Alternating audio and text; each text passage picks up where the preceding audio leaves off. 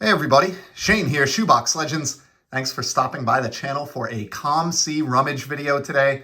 I have freshly stocked up the Wilson Certified Cheese box here, containing all pickups from COMC. And as we usually do, gonna rummage for about 10 minutes and see what we pull out of the box. We got the sound of the COMC receipt crumple to start us off. And we have a David Ortiz Topps Chrome Sapphire. This is from 2020 update.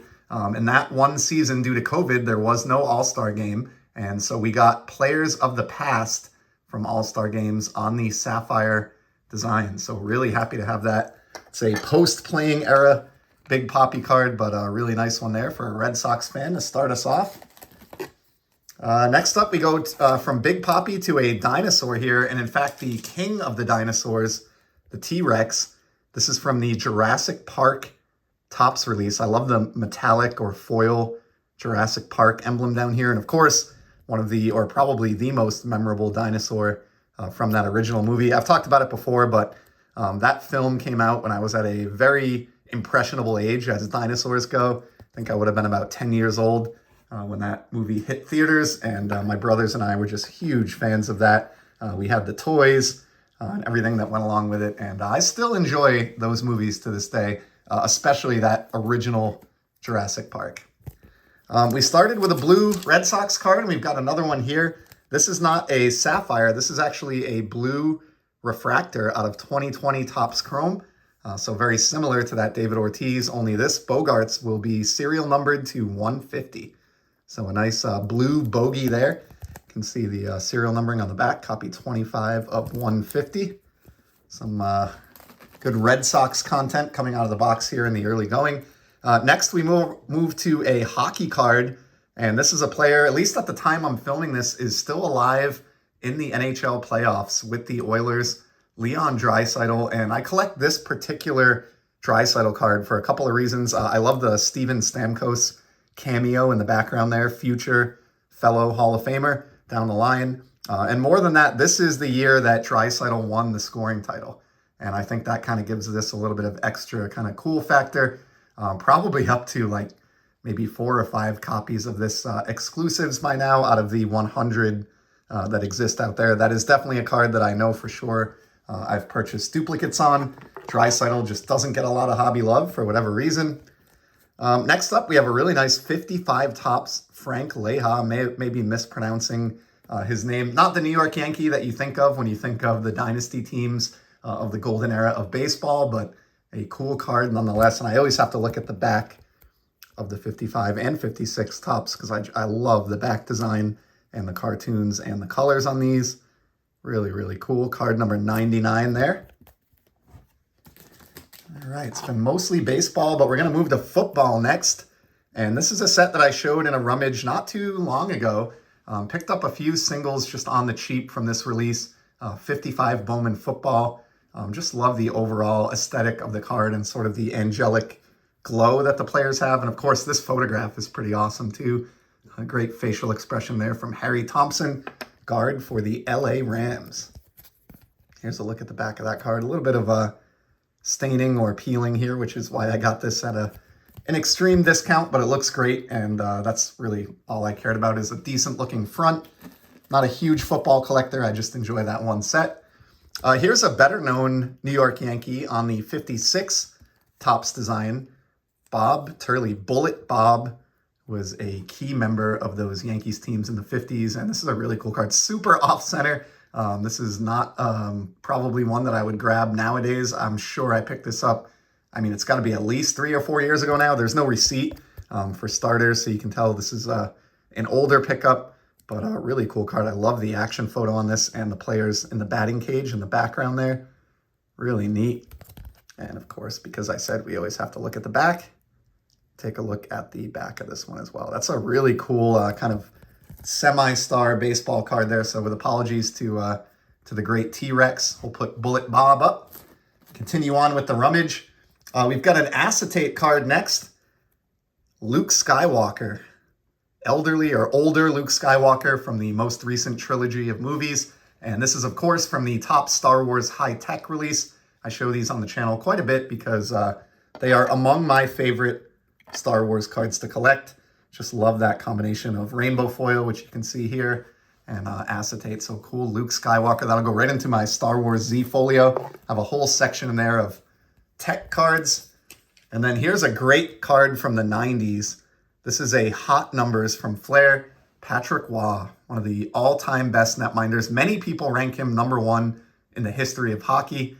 I've never really given it enough thought to kind of have my list formalized, but he's definitely in the top 5 for me, and he may be top 3 and even the best of all time. And this is a killer insert. Loved the Flair releases, both in baseball and hockey back in this time period. The cards were really high-end feeling. They came in little boxes. Each individual pack was in a small little box. And pulling an insert like this back in 1994 or spring of 95, would have been a pretty big deal. And this is a card that I'm really happy to own. I'd love to complete this insert set.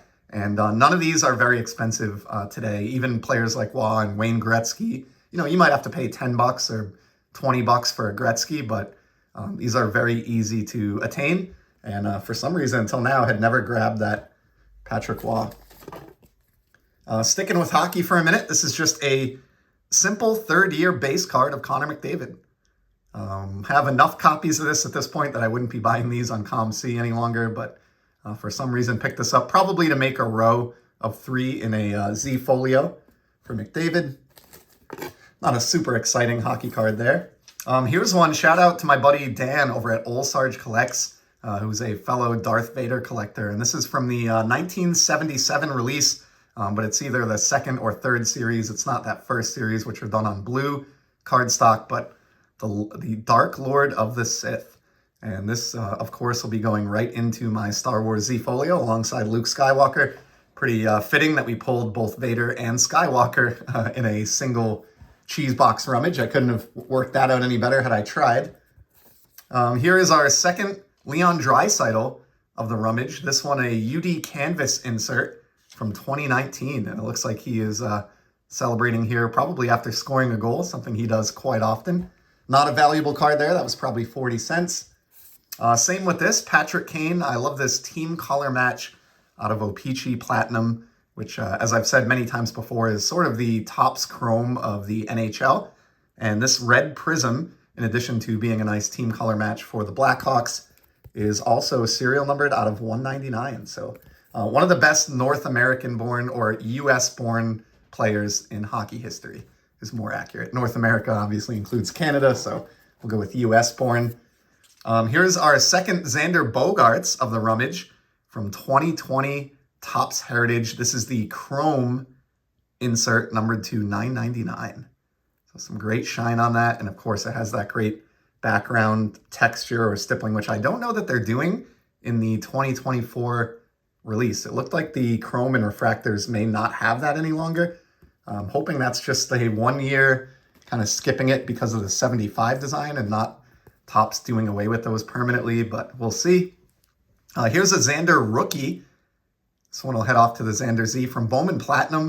You can see the RC logo up in the left corner there. And this is like a blue foil rookie card from 2014 Bowman Platinum. Not a numbered card, but just a nice, shiny, somewhat team color matching, secondary team color match Xander Bogaerts rookie. He's had a pretty slow start to his season. I'm hoping he picks up the pace here in the coming weeks. And then how about a buyback from my favorite set of the 90s, the one that got me back into the hobby, or into the hobby initially, I shouldn't say back into the hobby, 1990 Topps Baseball. Loved opening packs of this as a kid in the spring of 1990. It was the first baseball set that I ever did that for, and because of that, it's a favorite of mine. And I always loved this Earl Cunningham, although he never amounted to much of anything. I don't even know if he made the majors. I'll have to look it up.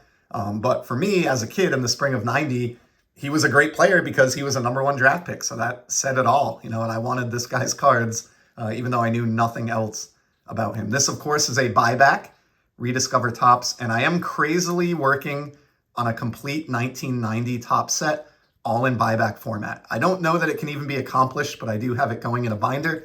And so this one will slot right in at card number 134 into that crazy pursuit.